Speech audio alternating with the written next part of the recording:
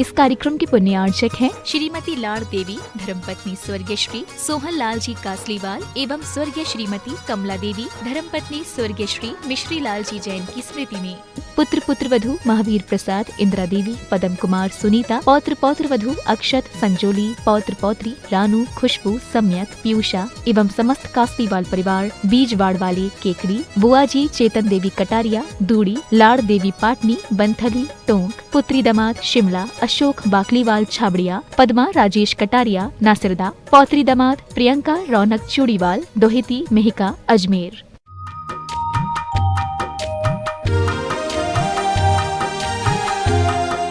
नमो सिद्धार्णं नमो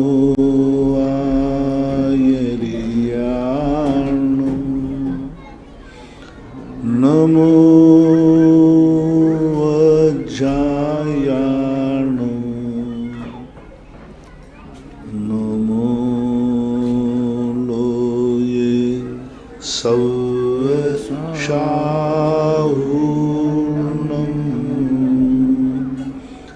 पंच परमेष्टि भगवान की जय। आचार्य श्री गुरुवर कुंद कुंद महाराज की जय। आचार्य श्री गुरुवर विद्यासागर महाराज की जय। परम पूजनीय निर्यापक श्रमण पूज्य श्री सुधा सागर जी महाराज की पूज्य श्री दयासागर जी महाराज की जय। पूज्य श्री के चरणों में समस्त जिज्ञासा करताओं की ओर से कोटि कोटि नमोस्तु वंदन। पूज्य श्री गजरा वंदना जैन भिलाई रिसाली से नमोस्तु गुरुदेव। गुरुदेव, शापानुग्रह शक्ति से क्या तात्पर्य होता है? शापानुग्रह शक्ति का अर्थ होता है कि देवता लोगों के लिए आता है। देवता अपनी शक्ति के माध्यम से किसी को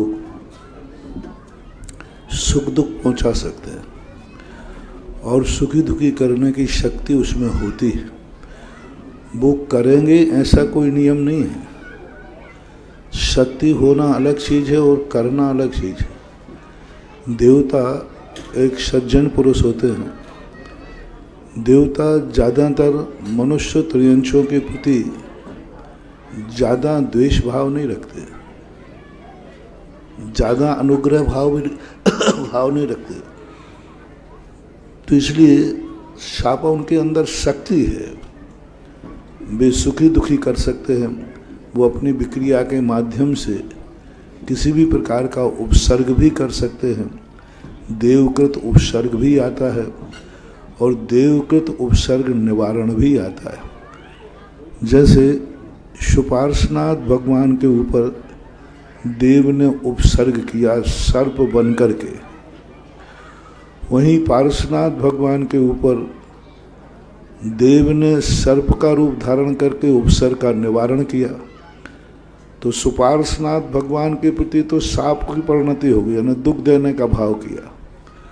और इधर पार्श्वनाथ भगवान के ऊपर अनुग्रह किया, यानी उन्होंने उनको बचाने का प्रयास किया।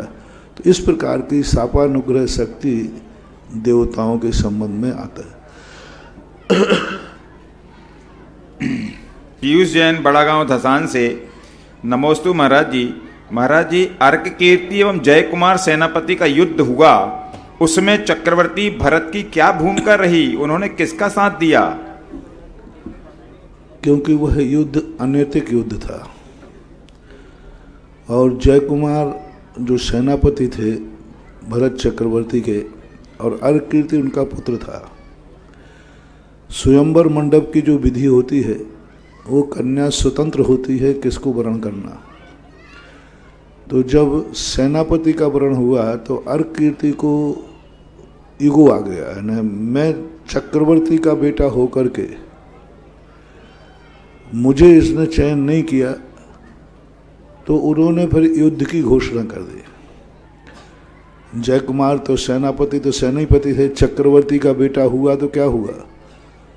चक्रवर्ती के 60,000 बेटों में भी वो ताकत नहीं होती है जो चक्रवर्ती के सेनापति में होती है। पूरा परिवार, पूरा देश एक तरफ खड़ा हो जाए, उन सब से ज्यादा ताकत चक्रवर्ती के सेनापति में होती है। चक्रवर्ती से ज़्यादा नहीं। तो जब सेनापति एक रत्न माना जाता है और उनका बेटा अर्केती सेनापति से भिड़ गया, तो सेनापति की ताकत तो बहुत ज़्यादा होती है, वो पराजित हुई है। पराजित होने के बाद जब ये भरत चक्रवर्ती को पता चला कि गलती मेरे बेटे से हुई है, तो उन्होंने जय कुमार सेनापति को सम्मानित किया और अपने बेटे को ताड़ित किया, भर्त्सना की। तुम चक्रवर्ती के बेटे होकर के इस प्रकार अनीति बात करते हो। और सेनापति का पक्ष लेकर कहा, साधुवाद, तुमने जो किया उस स्थान पर मैं भी होता तो मैं भी यही करता। तो चक्रवर्ती का वहाँ न्याय पक्ष प्रदर्शित किया है पूज्यवर जिनसेन स्वामी ने महापुराण में। आदित्य प्रयागराज से नमोस्तु महाराज जी। महाराज श्री, कल आपने कहा कि 1 जनवरी को अभिषेक अवश्य करना है, पर हम लोग शिखर जी की वंदना कर रहे होंगे, उस दिन अभिषेक पूजा नहीं कर पाएंगे क्योंकि पहाड़ से उतरते उतरते शाम हो जाएगी, तब हम क्या करें महाराज जी? तुम तो अभिषेक का भी महाभिषेक भगवान के चरणों का कर लेना अभिषेक वहाँ, उस अभिषेक से अच्छा और क्या अभिषेक होगा।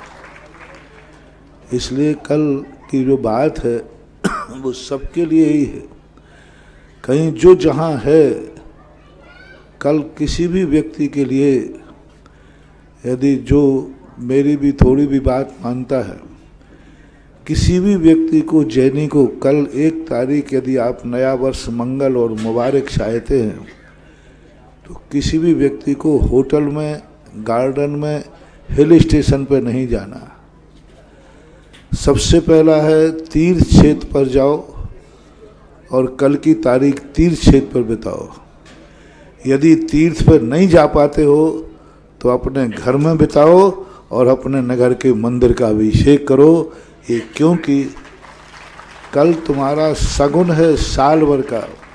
कल तुम सारे लोगों को बधाइयाँ दोगे, हैप्पी न्यू ईयर, लेकिन हैप्पी न्यू ईयर करने से कुछ नहीं होगा, क्योंकि आप होटल में बैठे होंगे, आप गंदे स्थान पर बैठे होंगे, आप हिल स्टेशन पर बैठे होंगे, आप होटल में खा रहे होंगे।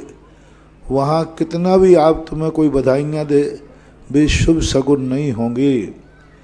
इसलिए कल का दिन आप लोगों के लिए, यदि हमारे आगम के अनुसार तो 1 जनवरी नहीं होता है, लेकिन आप लोग मानने ही लगे हो, अब लोग तो कम से कम उसको सगुन मानते हो, तो कल का दिन तीर्थ क्षेत्रों पर व्यतीत करना है।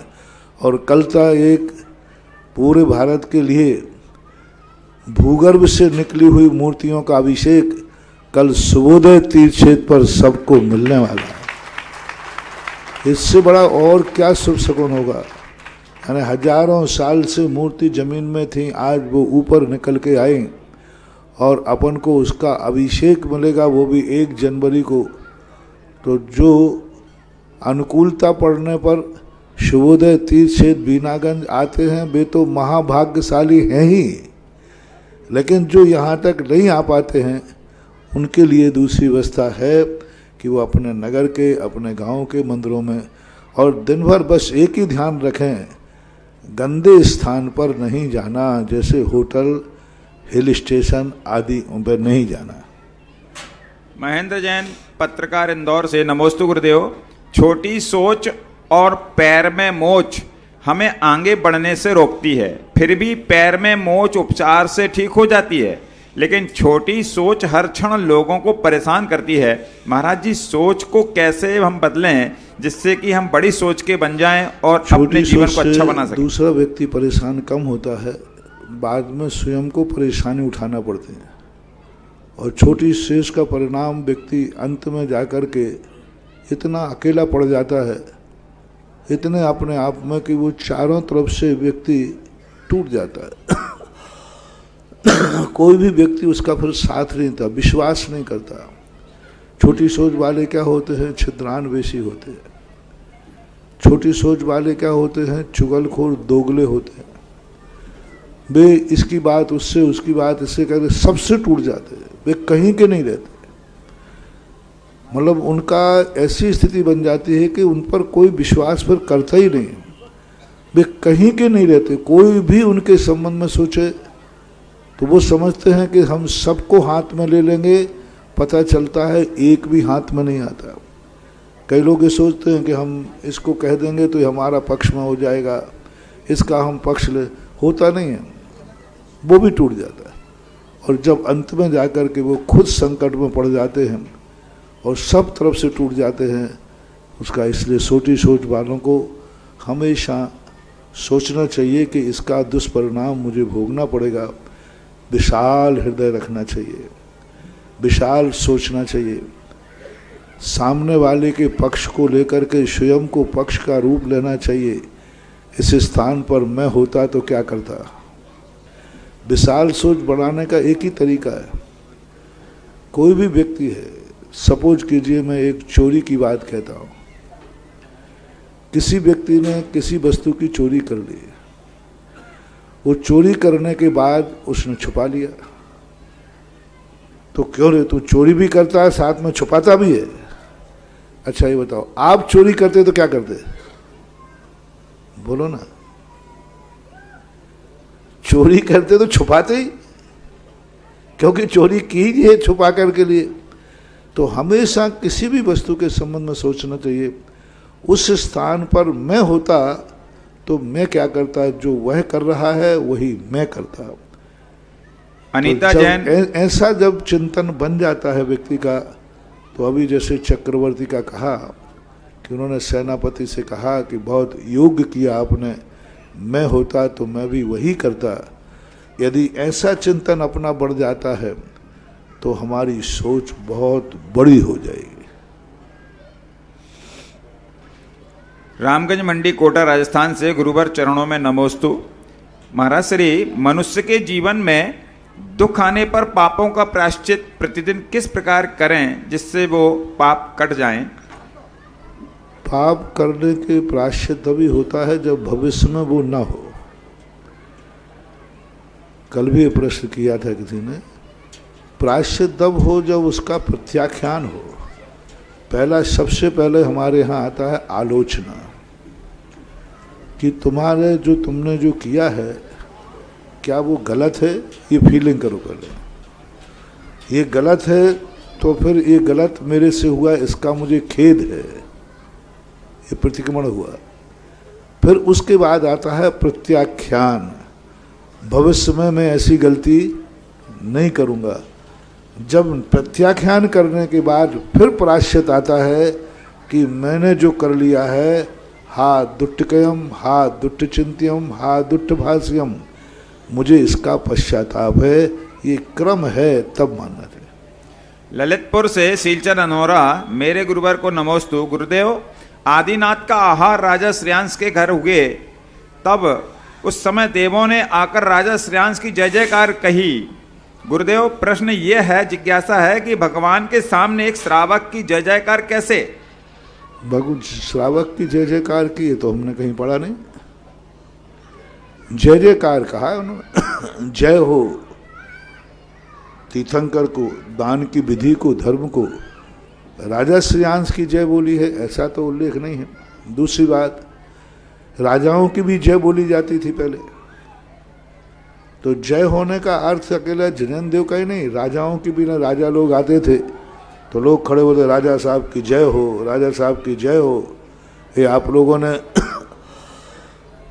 रामलीला वगैरह में देखा होगा, शास्त्रों में भी आता है। राजा का होने के बाद जब राजा राजसभा में आता था तो सारे सभासद उसकी जय बोलते थे।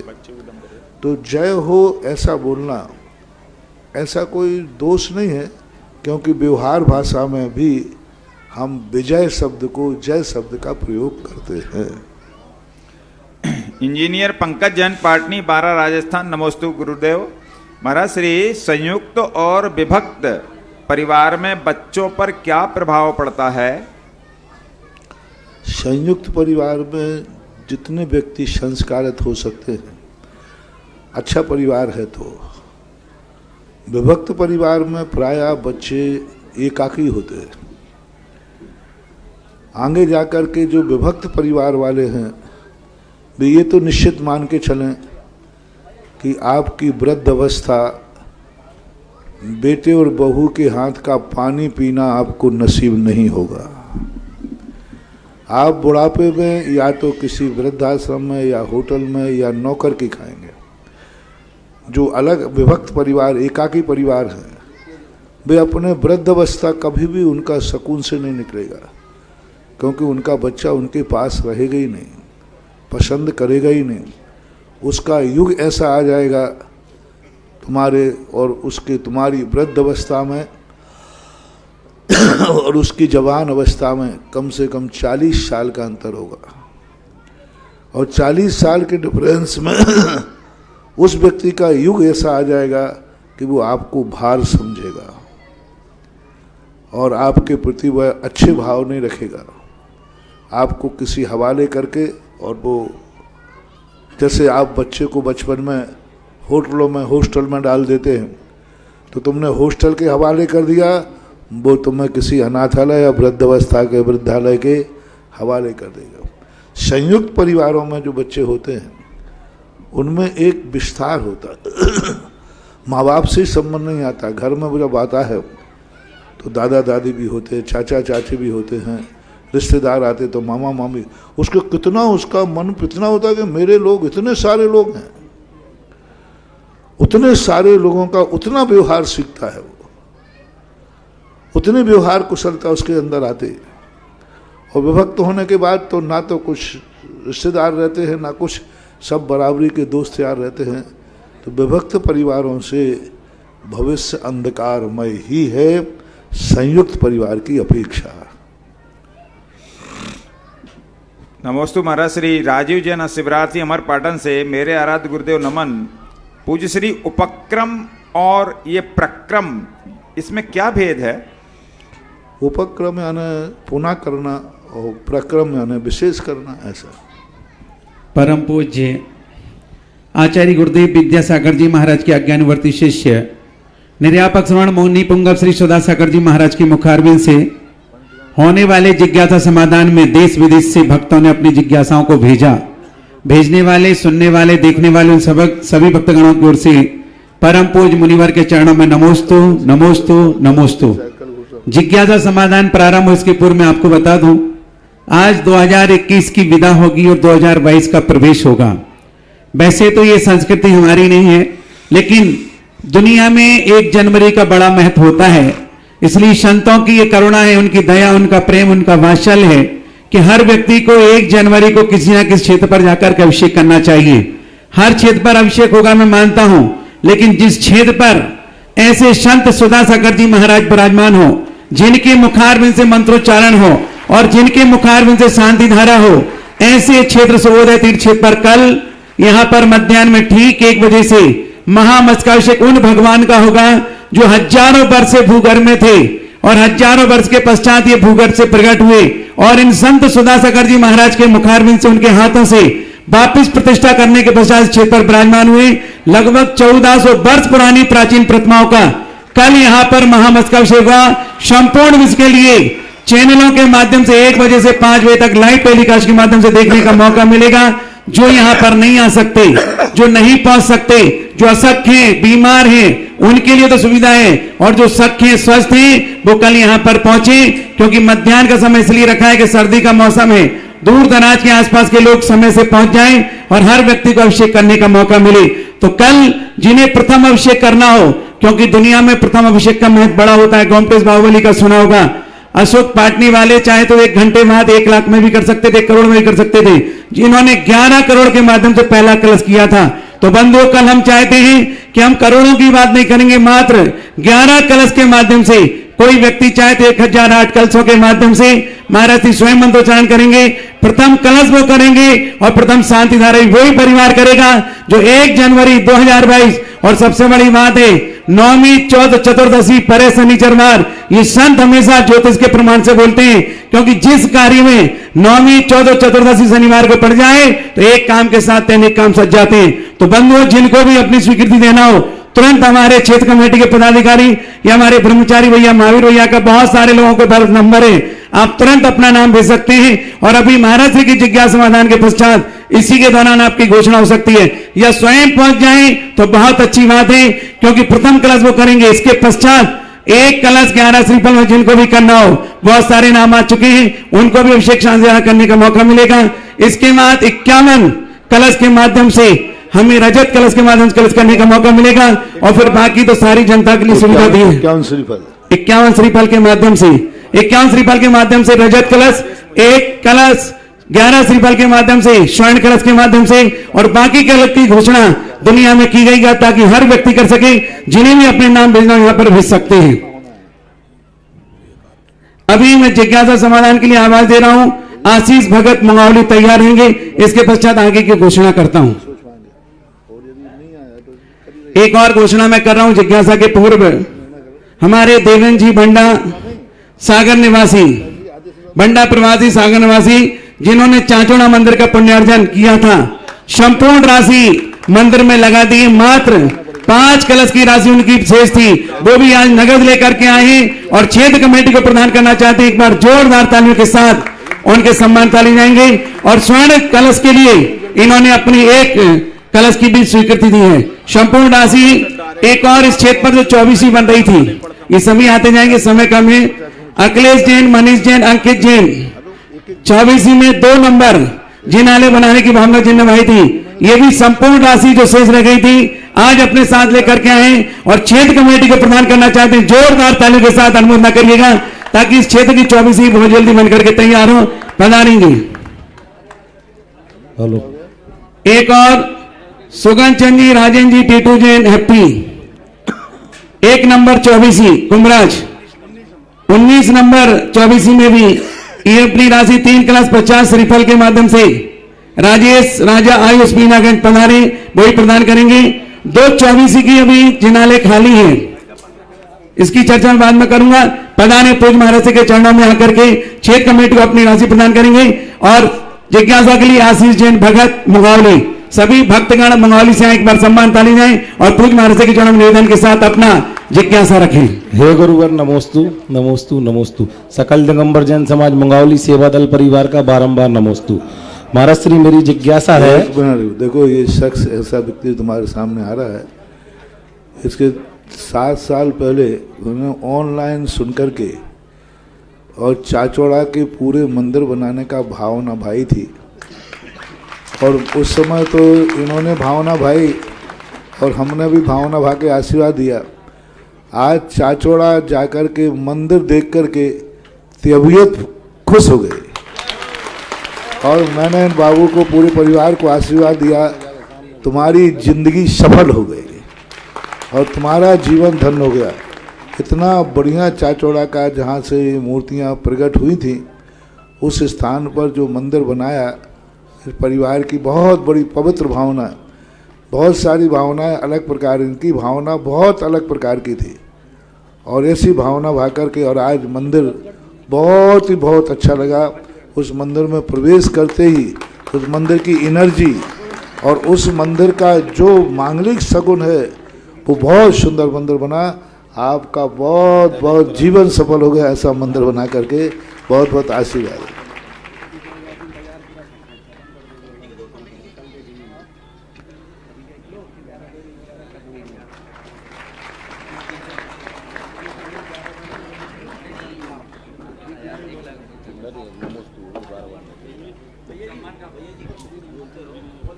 आइएगा, देखिएगा, भक्तों का सम्मान जब हो तो ऐसे सृष्टियों के सम्मान में जितनी ताली हो जाओगे, एक दिन ऐसा आएगा कि आप भी एक मंदिर बना करके पुण्यार्जन करने लायक बन जाओगे, और जो तालियां नहीं बजाओगे तो मंदिर कहां से बना पाओगे। आइएगा, आशीष भगत मंगावली अपनी जिज्ञासा को प्रस्तुत कर रहे हैं। हमारे सृष्टियों का सम्मान साइड से करेंगे ताकि महाराज श्री सबको देखते रहे। इधर आ जाओ, इधर ले आओ, सृष्टियों को इस तरफ लाओ, वेदी के सामने इधर ले आओ, इधर ले आओ, ताकि जिज्ञासा समाधान भी चलता रहेगा, सम्मान भी चलता। इधर ले आओ, सभी सृष्टियों को इधर लाओ, और थोड़ा सा दब जाइए साइड में, इधर वेदी के मध्य में आ जाओ। हे गुरुवर, मेरा प्रश्न है कि महाराज श्री हम जो पुण्य और पाप का कार्य करते हैं, उनके अच्छे और बुरे फल मिलने का जैन आगम में कोई समय सीमा है कि नहीं? समय सीमा तो है, जिस समय आप परिणाम करते हैं उसी समय उस पर डेट डल जाती है कि यह परिणाम जो तुमने किया है उसका फल इतने समय के बाद मिलेगा। तुरंत डेट, एक एक समय का फल देने का परिणाम मिलता है।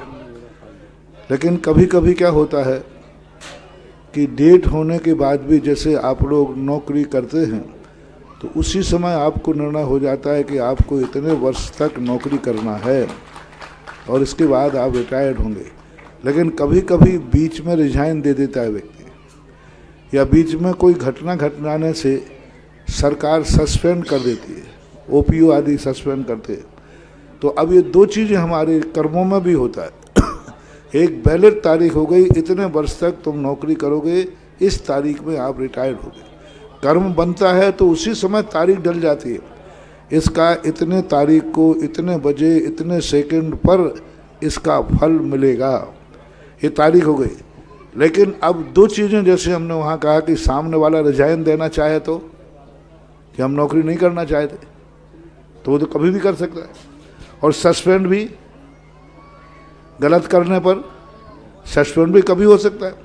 मान लो उसने नौकरी शुरुआत ही की है और पहले ही महीने में यदि उसने गलत कर दिया तो पहले ही महीने में सस्पेंड हो सकता है कि नहीं। और नौकरी ज्वाइन की और एक महीने बाद वो रिजाइन दे सकता है कि नहीं, दे सकता है। तो इसी प्रकार कर्मों का होता है, तारीख तो फिक्स होती है, लेकिन कभी कोई ऐसी दुर्घटनाएं निमित्त मिलने पर कर्म उसको व्यक्ति को बीच में भी फल दे देते हैं और कर्मों को हम टाल भी देते हैं। कई बार ऐसा होता है, कोई अच्छे लोग होते हैं तो उनकी नौकरी बढ़ा दी जाती है, भाई 2 साल और आपके लिए एक्स्ट्रा बढ़ाया जाता है। ऐसा कर्मों में भी बढ़ाने की व्यवस्था है, इसे अपकर्षण और उत्कर्षण कहते हैं सैद्धांतिक भाषा में। महिला वर्ग से भी तैयार रहेंगे अनामिका जैन वेरसिया। इसके पूर्व मैं घोषणा कर दूं, एक कलश 11 श्रीफल के माध्यम से जिन्होंने शांति करने की भावना भाई सुशील, सुमित्रा, मुरली मनोहर, गोपाल, किशन, राजेश, भाविक, आरना, नजफगढ़, न्यू दिल्ली से आप जोरदार तालियों के साथ अनुमोदन करिएगा, क्योंकि कल का दिन सबसे महत्वपूर्ण दिन है। आमोद जी, अजय, जय कुमार, विमल कुमार, कानपुर, इन्होंने 21 श्रीफल के माध्यम से शांति करने की सवाल किया है। और भी जिन्हें करना हो अपनी भावनाएं भेजेंगे। अनामिका जैन वेरसिया इसके बाद तैयार रहेंगे मनोज जैन, सुबोधय तीर्थ, अध्यक्ष क्षेत्र कमेटी।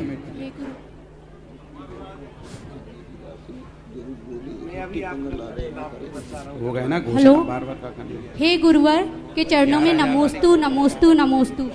हे गुरुवर, मेरा प्रश्न है कि ऐसे कौन से कर्म के उदय होते हैं जिससे हम चारित्र लेने के भाव तो होते हैं लेकिन चारित्र लेने नहीं देते और गुरुजी के पास पहुंच नहीं पाते, आचार्य भगवान के पास पहुंच नहीं पाते। और चारित्र मोहिनी एक कर्म होता है, वो चारित्र मोहिनी कर्म की प्रबलता होती है।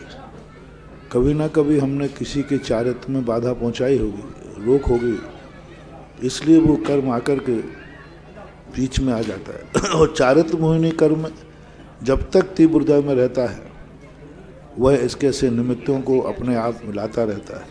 लेकिन फिर भी यदि अपनी प्रबलता उपादान में दृढ़ता है तो चारित्र मोहिनी कर्म आता हुआ भी टाला भी जा सकता है, टल जाता है। ये कर्म कैसे कटेंगे गुरुजी? पुरुषार्थ करो, उपादान की भावना अच्छी रखो। नमोस्तु गुरुजी। चलिए आगे तैयार रहेंगे अभय जैन, सिंघई, अध्यक्ष सहराई।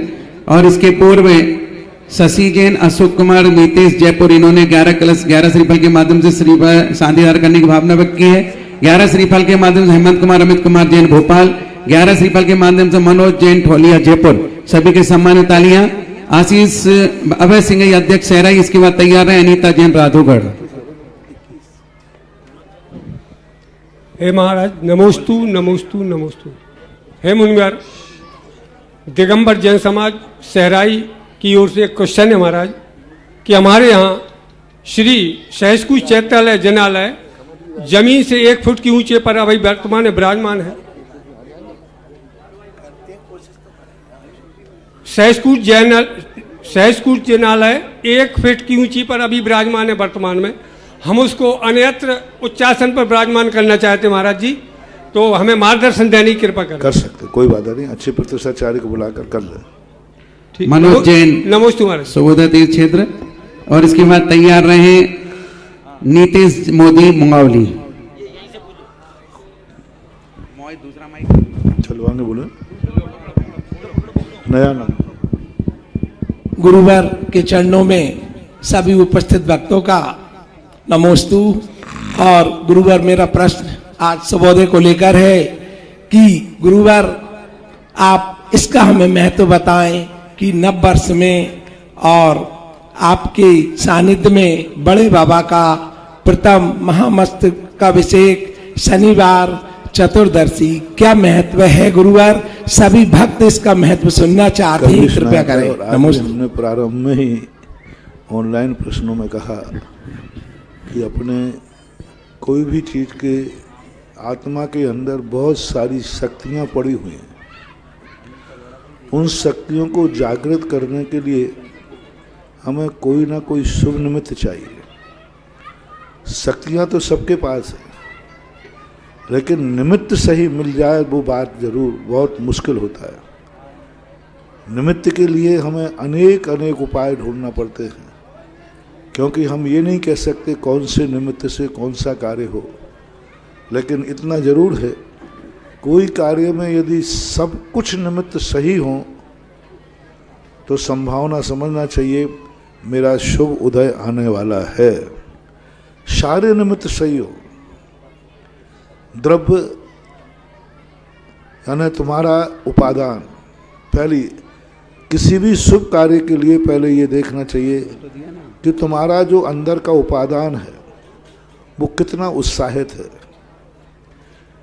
कितना शक्तिमान है, कितना विशुद्ध है, कितना निर्मल है। फिर दूसरे नंबर पर देखना चाहिए कि जो कार्य हम करना चाहते हैं, शुभ सगुन चाहते हैं, वो क्षेत्र कैसा है, क्या वो क्षेत्र शुभ है, शगुन है। फिर तीसरा देखा जाता है कि जिस कार्य मैं करना चाहता हूँ वो काल के लिए क्या शुभ लग्न शुभ समय है, काल शुभ है क्या। फिर तीसरा देखा जाता है कि हमारा जो भाव है, जो निमित्त है, भाव को हम दो रूप में दे सकते हैं। निमित्त को, जिस कार्य को हम करने जा रहे हैं वहाँ निमित्त क्या है, और निमित्त यदि शुभ है तो फिर हमारी निश्चित समझना चाहिए भावनाएं शुभ होती है। कल भी मैंने बताया था, कल एक ऐसा निमित्त बनने वाला है कि आपको कल सारे शुभ निमित्त मिल रहा है। उत्साह तो तुम्हारा खुद का है, वो तुम्हारे खाते छोड़ता हो। विशुद्धि कि तुम्हारे अंदर ऐसी उमंग होना चाहिए, उत्साह होना चाहिए, वो तुम्हारे उपादान। क्षेत्र सुबोधय जैसा तीर्थ क्षेत्र जहाँ पर जिन मूर्तियों ने इस क्षेत्र पर विराजमान होने के लिए सैकड़ों साल जमीन में रहकर अपनी जिंदगी बचाई है, और उस समय वो क्षेत्र को रूप न दे पाए, न बना पाए, लेकिन अब क्षेत्र बनाने का तो ये क्षेत्र है। और काल कल शनिवारी 14 है, तो काल भी शुभ है, और काल शुभ के साथ साथ में सुबोधय तीर्थ क्षेत्र है, और उसमें भी अभिषेक और शांति धारा साधु के मुनिराज के मुख से होगी। ये सबसे महाशुभ क्षेत्र है। तो दो निमित्त तुम्हारे कल यहाँ हैं। एक निमित्त है भूगर्भ से प्रकट मूर्तियों का अभिषेक, दूसरा भूगर्भ से स्थित मूर्तियां तो अन्य स्थानों पर भी हैं, लेकिन वहां पर महाराज होंगे ये कोई नियम नहीं है। और आपके लिए ही मैं, यदि मैं सही चाल से चलता तो आज यहाँ नहीं पहुंच पाता, लेकिन आप लोगों का शुभ में महाशुभ हो जाए, इसलिए मैं सुबोधय क्षेत्र में कहा चलो, मैंने कहा हमें भली थोड़ा कष्ट होगा लेकिन कल अभिषेक शांति धारा करने वालों का मंगल होगा, तो हमारा, तुम्हारी बिगड़ी सुधरती है तो हमारा क्या बिगड़ता है। हाँ, स्थिति बीच में आप सबको मालूम है कैसा मौसम था। जब मैंने चांदखेड़ी से बिहार किया तो दूसरे दिन का मौसम ऐसा था, किसी भी हालत में बिहार करने की स्थिति नहीं थी, किसी भी हालत में। सब लोगों ने मना किया, आपके हुक्म काका ने तो कह दिया था कि नहीं, किसी भी हालत में संघ का विहार नहीं करने दूंगा, क्योंकि माहौट थी, सर्दी थी, वातावरण, हवा, ठंडी हवा और बरसात, इतनी कठिन में बिहार हो ही नहीं सकता था। और उस दिन बिहार नहीं होता तो आज मैं सुबोदय में एक बसर मैं भी बाहर मौसम देख करके थोड़ा सा विचलित हुआ कि इतनी बड़ी रिस्क नहीं लेना चाहिए, क्योंकि ऐसे मौसम में कई बार स्थितियां विपरीत भी, सर्दी का, डबल निमोनिया का, और आजकल ये जो कोरोना है ये कफ की बीमारी का राजा है। ये बताते गले को पकड़ता है। तो मैं भी हिल गया, लेकिन जैसे ही मैंने देखा मन में भाव आया कि 1 तारीख जनवरी वाले लोगों के पुण्य का उदय एक छोटी सी बरसात रोक देगी। एक सर्दी की बरसात जो इतने लोगों का भाव सुबोदय तीर्थ क्षेत्र पर होने वाला है, इतने लोग अभिषेक करेंगे, शांति धारा करेंगे, उनके पुण्य के उदय को एक सर्दी की बरसात रोक दे। तो मैंने आकाश की तरफ देख के कहा, मैंने कि ना तो मेरा पुण्य कम हुआ है और ना मेरे भक्तों का पुण्य कम हुआ है। और मैंने सुबोदय तीर्थ क्षेत्र के आदिनाथ को स्मरण किया। मैंने कि भगवान आपकी क्या मर्जी है? तो उन्होंने कहा मेरी तो यही मर्जी है कि तू ऊपर की तरफ मत देख, नीचे देख करके बढ़ दे। सुबह 7:20 पर मैंने आंख बंद करके सुबोदय के आदिनाथ भगवान को स्मरण किया। मैंने कहा प्रभु आप बोले ये रिक्स लेवे या नहीं लेवे? तो आदिनाथ भगवान को जैसे स्मरण किया, क्योंकि मैंने इनको अपने हृदय में बसा के रखा है, क्योंकि भूगर्भ से निकली हुई मूर्तियों का एक अपने आप में अलग शक्तियाँ होती हैं। वो मैं जितना समझ पाता हूँ शायद आप ना समझ पाए। तो मैंने स्मरण करके जैसे इनको नमस्कार किया, तो ऐसी सौम्य मुद्रा में दर्शन दिया कि मैं समझ गया कि उनका कहना है कुछ नहीं बढ़ो, कुछ नहीं होगा। तो प्रकृति को मैंने एक घोषणा करते हुए कदम बढ़ाया कि हे प्रकृति, मैं प्रकृति को कभी रोकूंगा नहीं और प्रकृति से मैं कभी रुकूंगा नहीं। प्रकृति को मैं रोकूंगा नहीं और प्रकृति से मैं कभी रुकूंगा नहीं। तुम्हें जितना बरसना हो बरसो, मुझे जितना चलना है मैं उतना चलूंगा। और आज उनके कल जो लोगों के पुण्य के उदय, बहुत बड़ा पुण्य के उदय, उनके पुण्य के उदय से यहाँ आया और कल अपन उन भगवान का अभिषेक करूँगा। मैं खुद शांति धारा बोलूँगा और भगवान का गंधोदक मुझे भी तो लेना है, क्योंकि यह गंधोदक सबके लिए मंगलदायी होता है। पुरुषों से तो मेरा कहना है आपको भाग्य से मिला है, तो कल कोई भी व्यक्ति, जितने लोग यहाँ उपस्थित हों, चाहे बड़ा कलश करो चाहे छोटा कलश करो, कल शुभ दिन के दिन में सुबोदय तीर्थ क्षेत्र का अभिषेक करना ही करना है। और अस्पेर वाले जितने लोग हैं ये तो कल ताड़ा बेड़ा लगा करके ही आवे, गुना जिले पूरे के लिए कहना है। और ये मान के चलें कि गुना जिले के लिए 1 जनवरी भी बहुत बार आएगी, सुबोदय भी बहुत बार रहेगा, लेकिन 1 जनवरी को सुबोदय में महाराज न है ये कोई नियम नहीं है। इसलिए पूरे गुना जिले को घर घर में एक बनाना है कि 1 जनवरी का सुबोदय का अभिषेक हमें करना है और सुबोदय तीर्थ क्षेत्र के आदिनाथ पूरे समोषण का गंधोदक आपको अपने परिवार को ला करके देना है। यह सारे शुभ स्थितियां आप मानना चाहिए। बंधुओं, ये बिल्कुल सत्य बात है, सत्य है कि हर क्षेत्र पर शांति धारा होती है, हर क्षेत्र पर अभिषेक होता है। लेकिन जहां पर एक पंडित बोल करके शांति धारा कराता है, एक ब्रह्मचारी बोल करके शांति धारा कराता है, और जहां पर साक्षात ऐसे संत, निर्यापक श्रवण संत सुधासागर जी महाराज स्वयं नाम बोलते हैं, गृहस्थों का नाम कभी श्रावक का संत नहीं बोला करते हैं। लेकिन शांति धारा एक ऐसी है जिसमें महिलाओं का नाम, बच्चों का नाम तक संतों के मुख से बोलता है। तो आप बताइएगा वो कितनी अनंत ऊर्जावान शांति धारा होती है। तो जिन लोगों को भी शांति धारा में नाम लिखाना है, और एक सबसे बड़ी बात यह कि जब ये भूगर्भ से प्रतिमा प्राप्त हुई, यहाँ पर जमीन नहीं थी, छत पर इतनी बड़ी कि भगवान को विराजमान करें। एक परिवार ऐसा है जिसने अपने पूरे खेत में से आधी जमीन प्रदान कर दी।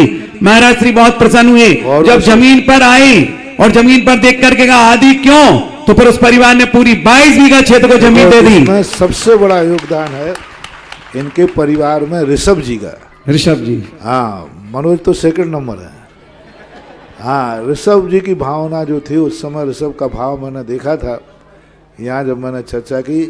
ऋषभ जी ने बहुत बड़ी हिम्मत करके शहादत करके कहा, हाँ, मुख्य हाईवे के ऊपर यदि मेरी जमीन, मैं तो ये कहता हूँ उनकी जमीन को पवित्र करने ही मान लो ये भगवान प्रकट हुए। और ये ऋषभ जी की बहुत बड़ी भावना थी। आज इस प्रांगण को देख करके सब बहुत अच्छा लगा, बहुत विकसित हो रहा है। टाइम तो लगता ही है, एक एक क्षेत्र बनने में सैकड़ों साल लग जाते हैं। अभी तो अपने कोई ज़्यादा साल नहीं हुए, फिर भी चल रहा है, गतिमान है। अपने आप को क्षेत्र भूमि भूमि पर दाने दाने में लिखा है खाने वाले का नाम। अरे कोई प्लाट काट देता कोई यहाँ फार्म हाउस बना लेता तो क्या हो रहा था? पाप हो रहा होता, संसार हो रहा होता, कॉलोनी कार्य मकान बन रहे होते। आज देखो इस जमीन पर कितने पुण्य का, शाती से पुण्य का उदय होता है। तभी किसी को अपनी भूमि पर भगवान के मंदिर बनाने का भाव आता है। अभी चौलेश्वर पारसनाथ में जब भूदान की महिमा हमने गाई थी, कभी और देखेंगे भूदान। भूदान एक बहुत बड़ा दान होता है और भूदान मंदिर के लिए भूदान दान करना जो भगवान ऋषभ देव के संबंध में आता है कि ऋषभ देव ने की जो राज्य था कैलाश पर्वत से लेकर समुद्र पर्यंत, तो क्यों पूर्व भवों में उन्होंने अपने राज्य में जहाँ भी जिसको जितनी जमीन धर्म क्षेत्र के लिए चाहिए है वो धर्म, यदि जमीन दान में देते हैं तो जमींदार बनते हैं। क्या बात, जय हो। जमींदार, यदि जमीन तुमने कभी दान में नहीं दी है तो आपको मकान तो मिल जाएगा किराए का, लेकिन स्वयं का प्लाट मिलने वाला नहीं है। आवास दान कहलाता है। आवास दान 3 लोगों को दिया जाता है। पहला यदि आवास दान यानी रहने का स्थान, महानुभाव आप सबसे कहना है भवांतर में यदि आपका जन्म ऐसा चाहते हो कि हम अपने जहाँ भी जन्म होवे हमारे माता पिता के पास घर का मकान होवे, घर के मकान में मेरा जन्म हो, किराए के मकान में ना हो। बहुत सारे लोग कहते हैं महाराज जी इतने तीर्थ क्षेत्र इतने मंदिर क्यों बनाते? मैंने कही नहीं, मैं मंदिर नहीं बनाता हूँ, मैं तीर्थ क्षेत्र नहीं बनाता हूँ। मेरे भक्त इतने ज़्यादा हैं कि हमारा भक्त मर के जाए तो किसी फुटपाथिया के यहाँ जन्म न लेवे। फुटपाथिया के यहाँ जन्म है, जिन्होंने अपनी जिंदगी में कभी भी आवास दान नहीं दिए, वे मरकर जन्म लेंगे, किसी फुटपाथ पर रहने वाले माँ बाप के जन्म लेंगे और फुटपाथ पर जन्म लेने के बाद फिर सलमान खान की गाड़ी आए तो मुझे पता नहीं। ऐसे मंचलों की कहानी चल देगी। कम से कम ऐसा हो कि जब भी तुम्हारा जन्म हो कम से कम ऐसे माँ बाप के हों जिनका मकान खुद के घर का हो। इसके लिए 4 बताते। यदि आप चाहते हैं कि हमारा जन्म मरण करके राजमहल में हो तो आप कभी ना कभी कैसी ना कैसी भूमि जिनेंद्र भगवान के रहने का स्थान देना। जहां जिनेंद्र भगवान का मंदिर बने, जिनेंद्र भगवान का तीर्थ क्षेत्र बने, मंदिर के निमित्त से, मंदिर भी नहीं बने तो मंदिर के लिए कहना हमारे मंदिर के लिए 1 बीघा जमीन 1 प्लाट हम मंदिर को दान में देते हैं। जो जिनेंद्र देव भगवान को आवास में दान देते हैं वे मरण करके राजमहलों में जन्म लेते हैं। जो साधु संतों के लिए देते हैं कि नहीं हमारे यहाँ जमीन है, साधु संत आकर के वहाँ पर ठहरे, तो वह हमेशा हवेलियों में जन्म लेते हैं। तीसरा दान है कि वहाँ पर ऐसे दान जहाँ भगवान के भक्त लोग आकर जन्म लें, धर्मशाला के लिए भूमि दान देना। चौथा आवास दान, ये तो हुआ धार्मिक आवास दान। यदि ये ना दे सकें तो गौशाला के लिए भूमि दान देना। गरीबों को भूमि दान देना, अस्पताल को भूमि दान देना, पशु पक्षियों को भूमि दान देना, किसी ना किसी के रहने का जो आवास दान देता है वो मरण करके जहां भी जाएगा वो अपने खुद के माँ बाप के मकान में जन्म लेगा, किराए के मकान में जन्म नहीं लेगा। इसलिए मैं क्या करूं, मेरे भक्त इतने ज्यादा हैं कि मुझे उतने तीर्थ क्षेत्र तो बनाना पड़ेंगे, उतने मंदिर। और ये जमीन, इतनी बड़ी जमीन 20 बीघा की ऋषभ जी ने बहुत भाव करके दिए, बहुत परिवार का आशीर्वाद है। बंधुओं, ऐसे परिवार, उनका नाम ऋषभ चंद है और भगवान प्रकट भी कौन से हुए? ऋषभ देव भगवान प्रकट हुए। तो ऐसे परिवार के सम्मान में आप जोरदार तालियां जाए जिन्होंने संपूर्ण महाराज श्री का मात्र एक संकेत था और उन्होंने कहा जो गुरु आज्ञा वो मुझे स्वीकार है। इतना बड़ा दान कौन कर सकता है? AB road, Agra Bombay road, मैंने भले ही आज बाईपास निकल गया लेकिन अभी भी यहां से मात्र 200 मीटर पर बाईपास है। तो ऐसे भक्तों के सम्मान तालियां जाए आपके पुण्य से। और ये जो है, हाँ ये नाम तो भूल ही गया, भगवान का नाम भी बहुत से सेटिंग हो गया। हाँ। इनका ऋषभ कुमार, हाँ ऋषभ चंद जी, ऋषभ चंद, और इनका भगवान का ध्यान रखना, बहुत जल्दी देखना। ये आज जो मैंने तुम्हारा बीनागंज देखा, ये पूरा तीर्थ क्षेत्र बीनागंज के मध्य में आ जाएगा। जय हो। इधर बाईपास आ गया, सारी बाईपास तक लोग बढ़ने वाले हैं और उस समय ये बीनागंज के मध्य में क्षेत्र चमकेगा, उस समय इसका महत्व और महिमा बढ़ जाएगी। तो बंधुओं, कुछ भक्तों ने अपना प्रमोशन करा लिया।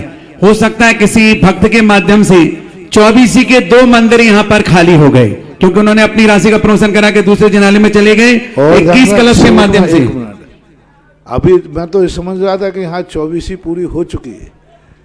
कभी भी कोई, मैंने देव वहाँ चौलेश्वर में देखा, अभी कहाँ थे, चांदखेड़ी के अंदर पूरी कमेटी ने लिस्ट पास कर दी, मैंने भी देख लिया। और एक व्यक्ति आया, बोले महाराज जी मुझे भी मंदिर बनाना है। मैंने कहा भाई है ही नहीं। बोले महाराज मैंने भावना की थी, ऑनलाइन में भी भेजा था लेकिन किसी ने नाम नहीं बोला।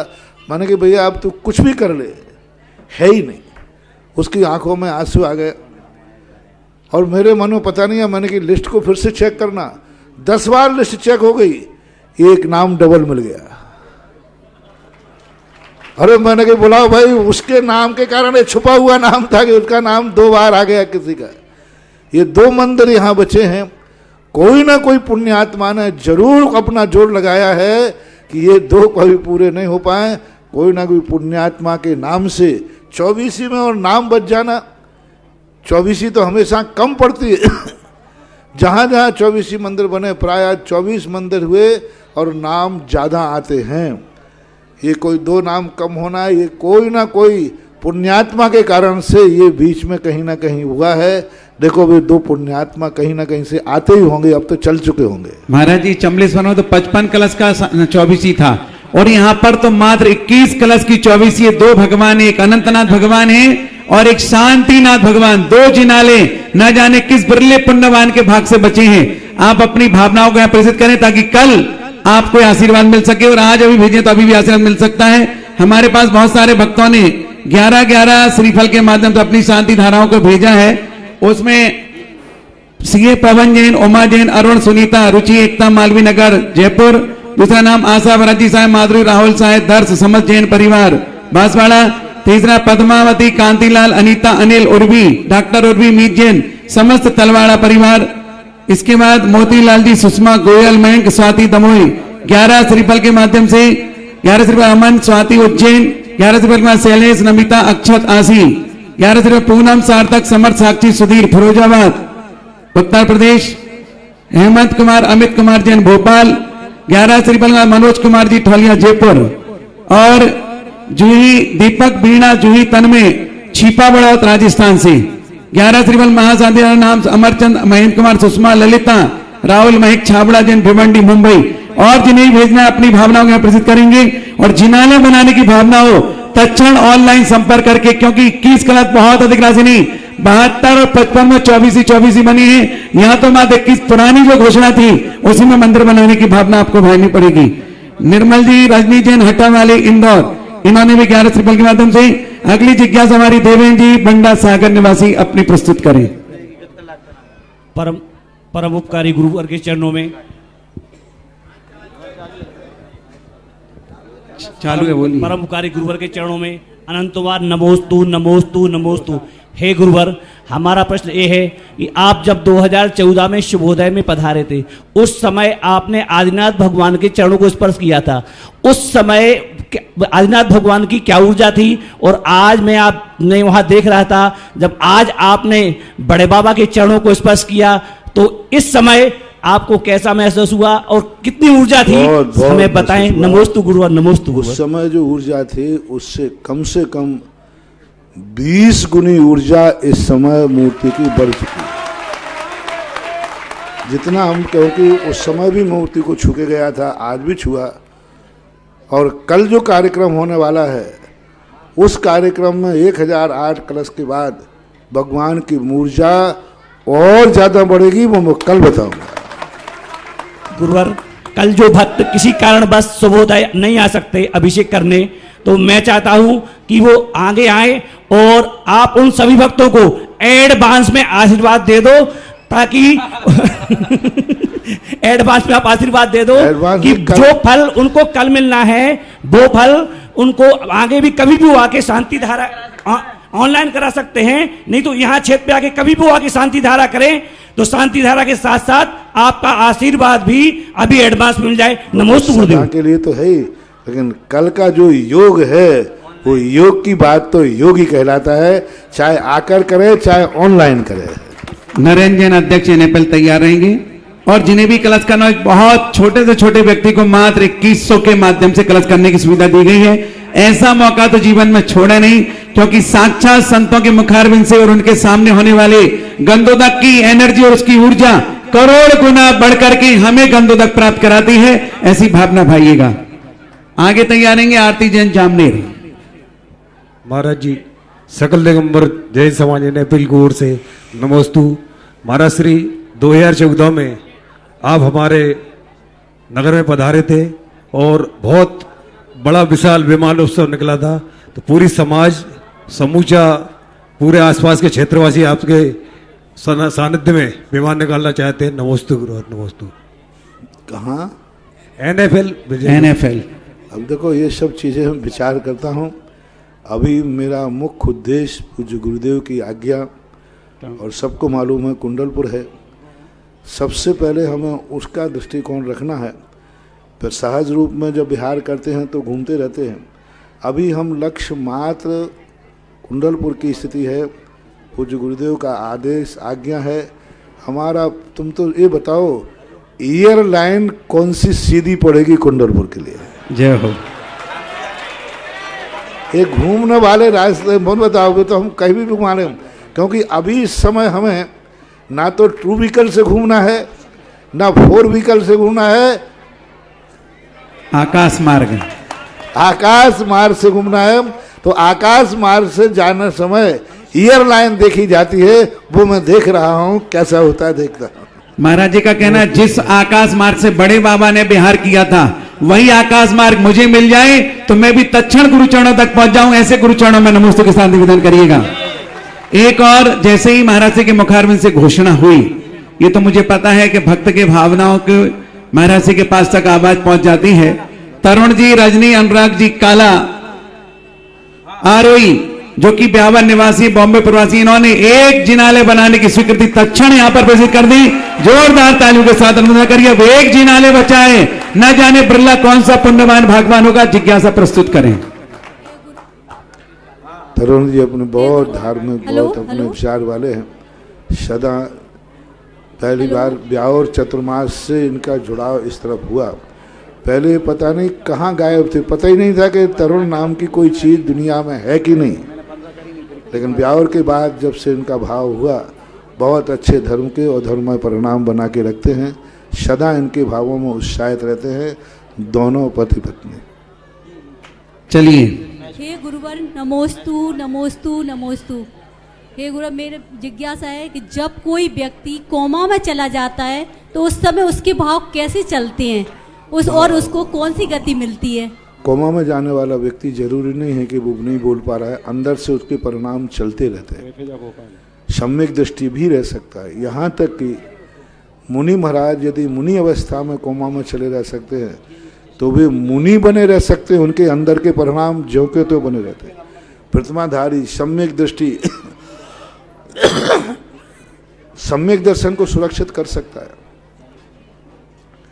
एक बहुत पहले की घटना है, एक एलक जी थे, उनको किसी प्रकार से कोमा में चले गए। उनको कोई भी हाथ में दो, कोई भी चीज पकड़ते नहीं थे, और जैसे उनके हाथ में माला दी वो माला चालू कर देते थे। तब आचार्य जी ने कहा, नैनागिर में शायद 82 की घटना है, कि देखो इनका अभी गुण स्थान और धर्म स्थान अंदर से अभी भी सुरक्षित है कि माला आते ये माला को पहचान लेते हैं। और कोई पत्थर रख दो, कोई कुछ भी नहीं हो, मूवमेंट कुछ भी मूवमेंट नहीं करेंगे। यदि अपन घान पत्थर हो कुछ नहीं, बस माला का स्पर्श होते ही माला लेके माला चालू कर देते थे। तो अंदर से उनके परिणाम भी चलते रहते हैं कि देखो मैं नहीं बोल पा रहा हूँ। तो कामा में रहने वाले व्यक्ति की दुर्गति हो ऐसा कोई नियम नहीं, सदगति भी होती है। 50वें आचार्य पदारोहण दिवस पर वीर गोमटेसा एक मूवी बहुत सुंदर तैयार की है, जिसके पुण्यार्जक श्रीमती पुष्पा देवी, अजय राखी, तुषार पलक, गंगवाल परिवार जयपुर।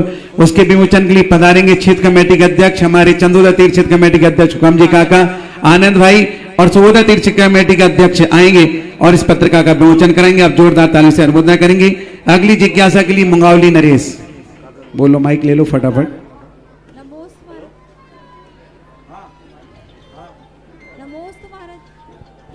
माइक होगा ना, बोलो जल्दी।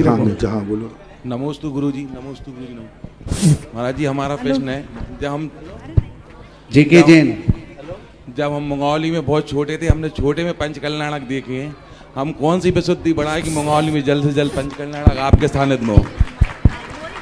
अब इसके लिए विशुद्धि बढ़ाओ, विशुद्धि बढ़ाने के साथ जो वहाँ अधूरा उसको पूरा कराओ, तो जब चाहे पंचकल्याणक हो जाए। ठीक तो होएगा कहते महाराज जी, आप ऐसा कौन सा आशीर्वाद प्रदान करें जल्द से जल्द? मेरा तो सारे जगत के लिए अच्छे कार्यों के लिए आशीर्वाद। चलो। विमल कुमार, दीपक कुमार, अभिषेक, इंदार जिला शिवपुरी, इन्होंने भी 11 श्रीफल के माध्यम से कलश लिखाया है। अगली जिज्ञासा अगली नरेंद्र जैन, अध्यक्ष NFL। इसके बाद हो गए तो आशीष जैन भोपाल, भैया मोदी, निशा जैन इंदौर। नमोस्तु महाराज जी, नमोस्तु महाराज जी, नमोस्तु महाराज जी। हे गुरुवर, मेरी शंका है कि महाराज जी धर्म क्या होता है? और कहते हैं कि पूजा विधान से कर्म करते हैं तो क्या निगत्य और निकांचित कर्म भी कट जाते हैं? और फिर ऐसा क्यों कहते हैं कि ना धर्म किसी का ना कुछ बिगाड़ता है और ना ही अच्छा करता है? धर्म के अनेक रूप होते हैं। एक धर्म होता है जो कर्तव्य के रूप में आता है, जैसे कि एक व्यक्ति भूखा है तो उसको रोटी खिला देना एक कर्तव्य है, बीमार है दवाई दे देना एक कर्तव्य है, गिर गया उठा देना एक कर्तव्य है। ये व्यवहार धर्म कहलाता है। इससे पुण्यबंध होता है, पापों का क्षय भी होता है। एक धर्म वह होता है जो अपने जीवन में साक्षी रूप में आता है, उसमें कुछ भी विकल्प नहीं। दुख भी आ जाए तो उसको कोई विकल्प नहीं, सुख भी आ जाए तो अर्घावतारन असी प्रहारन मैं सदा, जैसे मुनिराजों का महामुनिराज जो होते हैं, शेरनी खा रही है तो भी कुछ विकल्प नहीं है, गले में सांप डाल दिया है तो भी कोई विकल्प नहीं, और गले से सांप हटा दिया है तो भी कोई विकल्प नहीं। दोनों के प्रति क्षमता भाव, वो उत्कृष्ट धर्म कहलाता है। बाकी व्यवहारिक धर्म जो है वह धर्म आपके जीवन में परस्पर में एक दूसरे को सुख देवे, वह क्रिया जो दूसरों को सुख न देवे सुख देवे, व्यवहारिक रूप से उसे धर्म की क्रिया मानी जाती है। निधत्त निकाचित कर्मों का क्षय किसी भी परिस्थिति में वह कटता नहीं है। मात्र एक जिनेंद्र भगवान के यदि भक्ति पूर्वक वो दर्शन करे तो निधत्त निकाचित कर्म भी कट जाते हैं। जैसे बहुत अच्छा निमित्त मिल जाए, बहुत अच्छा योग मिल जाए, तुम्हारी विशुद्धि भाव हो, तो जैसे कल अपन भूगर्भ क्षेत्रालय से निकले हुए भगवान के अभिषेक करेंगे और बहुत विशुद्धि पूर्वक तुमने अभिषेक किया, तो कल ना जाने कितनों के निधत्त निकाचित कर्म भी क्षय हो सकते। प्रदीप जैन, धर्मेंद्र जैन, गुना, तुम्हारी नाम है ना? क्या बहुत सारे नाम है, 4 पेज है, मैं किस किस को छांटूंगा? गुरुदेव के चरणों में कोटिशा नमन। कहते हैं कि सारे जगत को देने वाले मैं क्या तुझको भेंट चढ़ाऊं, सारे जगत को देने वाले मैं क्या तुझको भेंट चढ़ाऊं, और जिनके नाम से आए खुशबू, सुधा सागर जी ऋषिराज, जिनके नाम से आए खुशबू मैं क्या उनको भेंट चढ़ाऊं। गुरुदेव आपके आशीष और अनुकंपा से समूचा जिनालय, समूचा जिला, समूचा परिवार, समूचा समाज अभिभूत है। आज चाचौड़ा नगरी में आपका प्रवेश हुआ। व्यक्ति तो व्यक्ति क्या, प्रकृति और इंसान, एक बानर ने पेड़ पर से एक लकड़ी का टुकड़ा तोड़ा और जैसे ही सुधा सागर ऋषिराज के चरण पड़े और नीचे गिरा दिया। तो आपके चरणों में प्रकृति तो प्रकृति, त्रियंच और मनुष्य नतमस्तक है। आपका आशीष, आपकी कृपा, आपकी प्रेरणा युगों युगों तक 1 जनवरी को तो हमें मिलेगी, आगे भी मिलती रहे।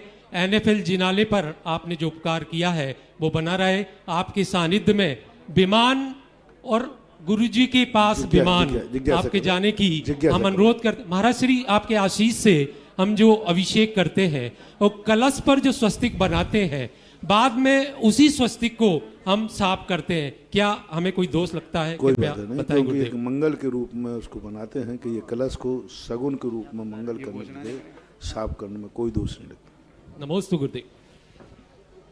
अगली जिज्ञासा है आशीष जैन, भोपाल हो गए क्या? केवली तुल्य महामुनि श्री सुधा सागर जी महाराज जी के परम पावन चरणों में गुना जैन समाज का एवं धर्मेंद्र प्रदीप जैन का सादर नमोस्तु नमोस्तु नमोस्तु। महाराज जी, हम पूजाएं करते हैं और शास्त्र भी पढ़ते हैं। शास्त्रों में तो प्राचीन शास्त्र बहुत मिलते हैं, लेकिन पूजाओं में एक आचार्य पद्मनंदी महाराज जी की पुरानी पूजा सिद्ध भगवान की है, वही मिलती है। और बाकी सब पूजाएं ज़्यादा से ज़्यादा 200-300 साल पुरानी हैं। तो महाराज जी पुरानी पूजाएं क्यों नहीं, क्या पहले पूजा लिखी नहीं होती थी क्या महाराज जी? पूजाएं जो होती है भगवान की वाणी होती है, वो शाश्वत होती है। पूजाएं भक्त की वाणी है, तो भक्त अपनी खुद की पूजा बना करके पूजाएं करते थे। आज जैसे बुद्धू नहीं थे पहले के लोग। कोर्ट में जो वकील खड़ा होता है ना, यदि वकील की कोई कीमत नहीं है और खड़ा भी होने की, यदि स्वयं व्यक्ति अपना केस स्वयं लड़ना चाहे तो क्या वकील की जरूरत है? कोई जरूरत नहीं। यदि स्वयं लड़ सकता है कोर्ट में, यदि आप स्वयं करो मैं अपना केस स्वयं लड़ूंगा तो कोर्ट को कोई एतराज नहीं। वकील तो इसलिए करना पड़ता है कि तुम कोई धाराएं जानते नहीं, ज्ञान नहीं, तो सोचा वकील मेरे तरफ से लड़ेंगे। इसी प्रकार आप लोग अब पूजाएं लिख के जानते नहीं, इसलिए लिखी लिखाई करते हो, बुद्धू चंद हो। पहले के इतने ज्ञानी थे कि स्वयं पूजा लिखते थे और स्वयं भगवान की पूजा करते थे। धन्यवाद महाराज जी, धन्यवाद। क्योंकि पूजाएं भक्तों की भक्ति है, भगवान की नहीं। यदि भगवान की वाणी में पूजा आती तो जिनवाणी में मिलती। ये जिनवाणी नहीं है, ये तो भक्त वाणी है पूजा है। महाराज जी, क्या पद्मनंदी नाम क्या अनामिका जैन बीना तैयार है? किन मुनि महाराज जी का नाम था पद्मनंदी जी? आचार्य पद्मनंदी जी। हमारे लिए पूजा लिखने वाले कौन थे पता नहीं, पद्मनंदी तो बहुत हुए। नमस्ते नमस्ते। माइक ले लो, जल्दी आ गया हो, समय नहीं है। अंतिम जिज्ञासा, इसके पश्चात आरती किसको करना है, किसे सौभाग्य मिलेगा? आज 31 तारीख है, दिसंबर का अंतिम दिन है। 2021 की विदा करोगे, 2022 को बुलाओगे। ना तुम विदा कर सकते हो ना बुला सकते हो, तो कुदरती चमत्कार होता चला जाता है। लेकिन कल का दिन 2022 का है और 2022 को 1 जनवरी को हमें शादीहारा करने का मौका मिला। जैसा कि महाराज श्री ने कहा है, जितने लोगों ने पुरुष पर्याय में जन्म लिया है, मानव पर्याय को पाया है, कल अभिषेक जरूर करना, क्योंकि जीवन में इससे बड़ा अनमोल क्षण मिलेगा नहीं। हम वर्ष भर करें या ना करें, कल करेंगे तो इतनी एनर्जी, इतनी ऊर्जा देने वाला गंधोदक आपको मिलेगा कि 365 दिन तक तुम्हारी बॉडी ऊर्जावान बनी रहेगी। रात के जो 12 बजे की परंपरा है, ये तो पाश्चात्य संस्कृति है। हमारे यहाँ तो नया वर्ष सूर्य उदय से माना जाता है। ये रात के 12 बजे 1 बजे, ये तो इन लोगों ने, अंग्रेज लोगों ने और विदेशी लोगों ने बना लिया है। क्योंकि वहाँ अपने यहाँ रात के 12 हैं, वहाँ रात दिन के कितने बज रहे होंगे? अमेरिका में या ब्रिटेन में दिन के कितने बजे होंगे? यहाँ 12 बजते हैं तो 5 बजे होंगे सुबह के 5 ना। हाँ, तो लोग वो तो सुबह बना रहे और अपन बुद्धू के बुद्धू रात मना रहे। यानी उन्होंने अपने हिसाब से ऐसे समय रखा जो उनके लिए सुबह होता है, और वही समय अपने लिए बारात का 12 बजे लगा। तो अपन को भी उनके अनुसार चलना चाहिए कि वो सुबह मनाते हैं, तो अपन को भी नया वर्ष दिन में सुबह ही के शुरुआत करना चाहिए दिन भर के लिए। रात्रि के यहाँ अपने यहाँ कोई नया वर्ष नहीं होता है। भारतीय ज्योतिष के अनुसार तो सूर्योदय से सूर्योदय तक ही चलता है, और हमें सूर्योदय पर ही मानना चाहिए, ऐसा मानना चाहिए, क्योंकि भारतीय संस्कृति तो यही है। हम पाश्चात्य संस्कृति में ढल गए, इसलिए रात को 12 बजे 1 जनवरी मनाते हैं। आइएगा अंतिम जिज्ञासा फटाफट। मेरे आराध्य गुरुवर के चरणों में मेरे और मेरे पूरी परिवार की तरफ से बारंबार नमोस्तु नमोस्तु नमोस्तु। महाराज जी, मेरी जिज्ञासा ये है, जैसे अभी पंचम काल चल रहा है, अभी तो धर्म है, छठे काल में धर्म समाप्त हो जाएगा, फिर पुनः छठा काल आएगा, फिर पुनः पंचम काल आएगा, तब पंचम काल में धर्म की स्थापना कैसे होगी? जैसे इस समय भोग भूमि के बाद धर्म की स्थापना कुलकर करते हैं व्यवस्थाएं, तो वहाँ अंतिम जो आगे पंचम काल आएगा वहाँ भी 14 कुलकर होंगे। कुलकर भी मिलकर के इस संसार की सारी व्यवस्थाएं बनाएंगे। अब धर्म की भी व्यवस्था बनाएंगे या नहीं, इसके संबंध में शास्त्रों में कोई वर्णन नहीं मिलता है, लेकिन सृष्टि की व्यवस्था तो पंचम काल में 14 कुलकर होंगे, वो व्यवस्थित करेंगे। जेके जैन। इस कार्यक्रम के पुण्यार्चक थे श्रीमती लाड़ देवी धर्मपत्नी स्वर्गीय श्री सोहन लाल जी कासलीवाल एवं स्वर्गीय श्रीमती कमला देवी धर्मपत्नी स्वर्गीय श्री मिश्री लाल जी जैन की स्मृति में।